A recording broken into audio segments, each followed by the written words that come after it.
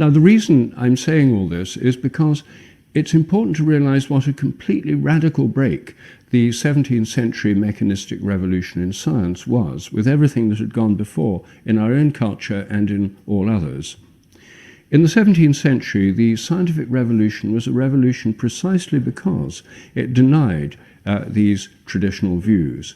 For the founders of modern science, nature was not a living organism, it was a machine. Animals and plants were not living organisms, they were machines, automata, unconscious, inanimate automata. The human body was a machine. And in the vision of René Descartes, who's founded this mechanistic philosophy most explicitly, the whole universe is made of inanimate matter, which works mechanically by pushing and by being pushed from the past through physical, mechanical causes.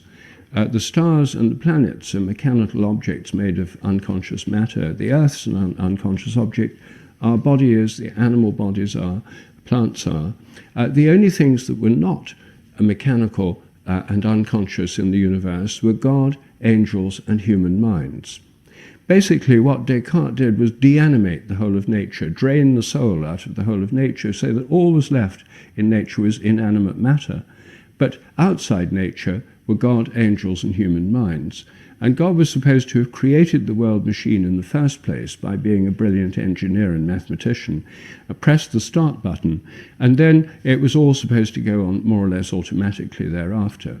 So we have an idea of completely autonomous, unconscious, mechanical universe, with the only role for God left to being to start it off and to interact with human minds, which were the only non-material things left in the universe. And this is Cartesian dualism, and it dominated science for the first 2 or 3 centuries of its existence. And it created 3 splits, really, a split between religion and science. Religion got God, angels, and human minds, and morality. Science got the entire physical universe, including the human body. It created a split between mind and body in ourselves, that our minds were somehow utterly separate from our bodies, but interacted with them in a way that was profoundly mysterious. He thought it happened in the pineal gland. Modern Cartesians think it happens in the cerebral cortex. It's basically the same theory, it's just moved a couple of inches. It also created a split between man and the animals. We have rational conscious minds and purposes. Animals don't.